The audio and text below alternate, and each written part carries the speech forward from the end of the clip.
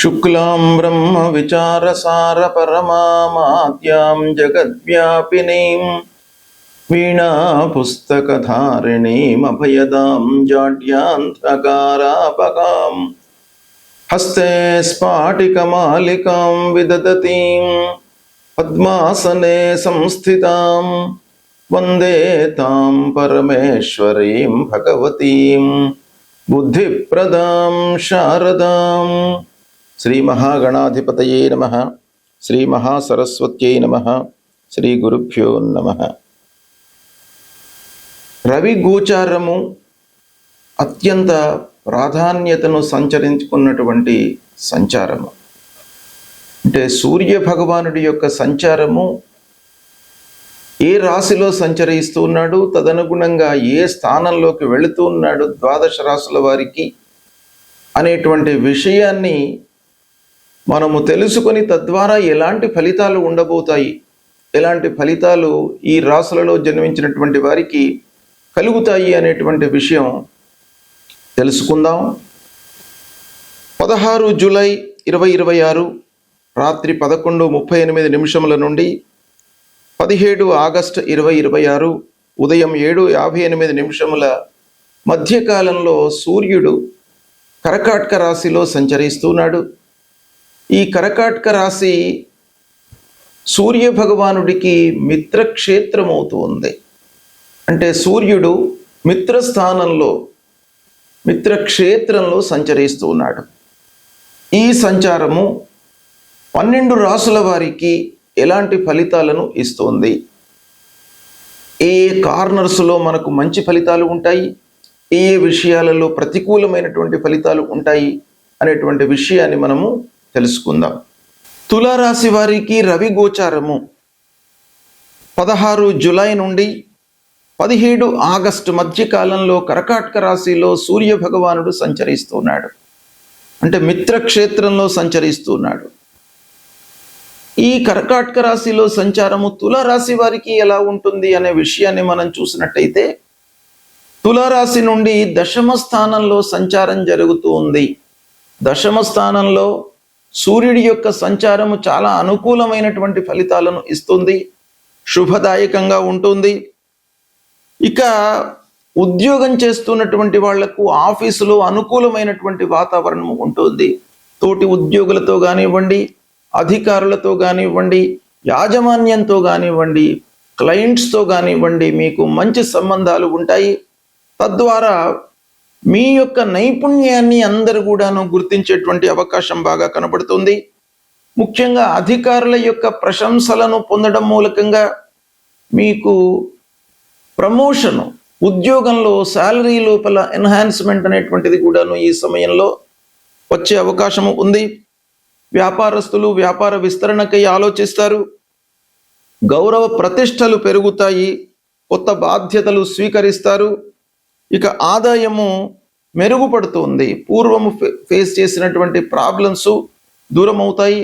ఏదో రకంగా మీకు డబ్బు చేతికి అందడం అనేటువంటిది ఈ సమయంలో జరుగుతుంది. చేసేటువంటి వృత్తిపరంగా మీరు సంతోషంగా ఉంటారు. జాబ్ సాటిస్ఫాక్షన్ బాగా ఉంటుంది ఈ సమయం లోపల. కాకపోతే నాయకులకు, అంటే రాజకీయంలో ఉన్నటువంటి వాళ్లకు కూడాను ఈ సమయంలో కార్యకర్తలతో కానివ్వండి, అధినాయకులతో కానివ్వండి అనుకూలమైనటువంటి వాతావరణం ఉంటుంది. తద్వారా మీరు చాలా సంతృప్తిగా ఉంటారు. ఇక కుటుంబంలో అందరితో కూడాను సహాయ సహకారాలను పొందుతారు. పిల్లలు, భార్య, కుటుంబ పెద్దలు వీళ్ళందరితో కూడాను ఒక సఖ్యతతో ఉంటూ సంతోషకరమైనటువంటి వాతావరణం ఇంట్లో ఉంటుంది. ఆరోగ్యం నయమవుతుంది. పూర్వం పెట్టినటువంటి పెట్టుబడుల మూలకంగా లాభాలను పొందుతారు. ఈ సమయం లోపల సమాజంలో ప్రత్యేకంగా మీకు గుర్తింపు లభిస్తుంది. ఇక ప్రయాణాలు కలిసి వస్తాయి. విద్యార్థులకు ముఖ్యంగా ఈ సమయం లోపల అనుకూలమైనటువంటి ఫలితాలు ఉంటాయి. ఈ విధంగా తులారాశి వారికి దశమ స్థానంలో సూర్యుడి యొక్క సంచారము చాలా అనుకూలమైనటువంటి ఫలితాలను ఇస్తుంది. ఈ నెల రోజుల పాటు మీరు ప్రణాళికాయుతంగా పనులను చేపట్టినట్టయితే చాలా విషయాలలో మీకు అనుకూలమైనటువంటి ఫలితాలు ఉంటాయి. సద్వినియోగపరచుకోండి. రవి సంచారము చాలా ప్రభావాన్ని చూపించేటువంటి అంశం.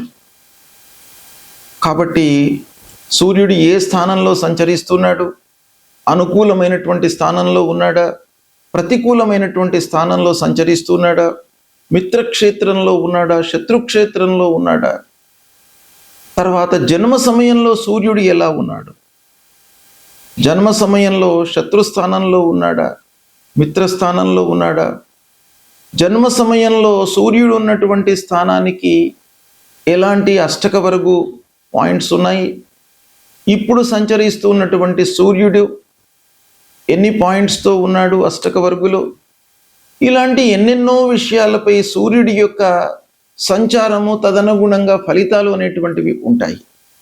అయితే మనము గోచార ఫలితము అనంటే చంద్ర రాశి ఆధారంగా ఈ సూర్యుడు సంచరిస్తున్నటువంటి స్థానానికి ప్రధానమైనటువంటి ఒక విలువ ఇస్తూ తద్వారా ఫలితాలు ఎలా ఉంటాయి అనేటువంటిదే గోచారం. కనుక ఈ గోచారంలో సూర్య భగవానుడు 3, 6, 10, 11 ఈ స్థానాల్లో సంచరిస్తున్నప్పుడు శుభ ఫలితాలను ఇస్తాడు. మిగతా స్థానాల్లో సంచరిస్తున్నప్పుడు ప్రతికూలమైనటువంటి ఫలితాలను ఇస్తాడు. అయితే ప్రతికూల స్థానంలో సంచరిస్తున్నప్పుడు సూర్యుడి విషయమై మనం పరిహారాలు చేసుకోవాలి.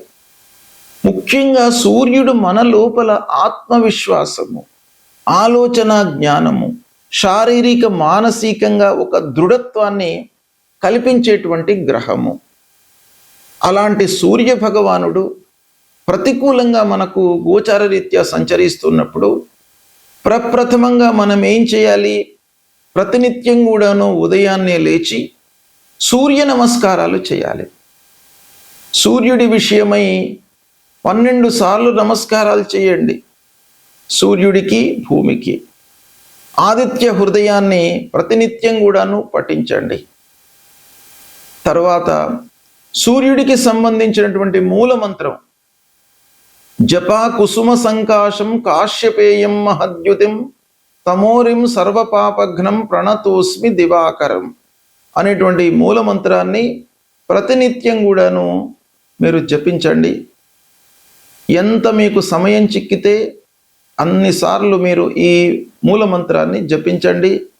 కనీసము ఒక 6 సార్లు జపించడం మూలకంగా సూర్యభగవానుడి యొక్క అనుగ్రహం మీకు లభిస్తుంది. ఇక కొన్ని దానాలు ఇవ్వండి సూర్యభగవానుడికి. శాస్త్రంలో చెప్పినటువంటి ధాన్యము, గోధుమలను మీరు దానంగా ఇవ్వండి. శివాభిషేకం చేయండి. ఎర్రని పూలతో శివుడికి అభిషేకం చేసిన తర్వాత ఆ పూలను సమర్పించండి. సూర్యనారాయణుణ్ణి కొలవండి. మాణిక్యము అంటే రూబీ ఇది ధరించడం మూలకంగా సూర్యుడి యొక్క అనుగ్రహం కూడాను మీకు లభిస్తుంది. జపము, దానము ఇవి చేయలేనటువంటి వాళ్ళు, శక్తి లేనటువంటి వాళ్ళు ఏం చేయాలి? భగవంతుడికి సంబంధించినటువంటి స్తోత్ర పారాయణం చేయండి. సూర్యుడికి సంబంధించినటువంటి స్తోత్రం ఆదిత్య హృదయము ప్రధానంగా మీకు బాగా ఉపయోగపడుతుంది. దీన్ని ప్రతినిత్యం కూడాను మీరు పఠించండి. ఆ భగవంతుడి యొక్క అనుగ్రహం లభిస్తుంది.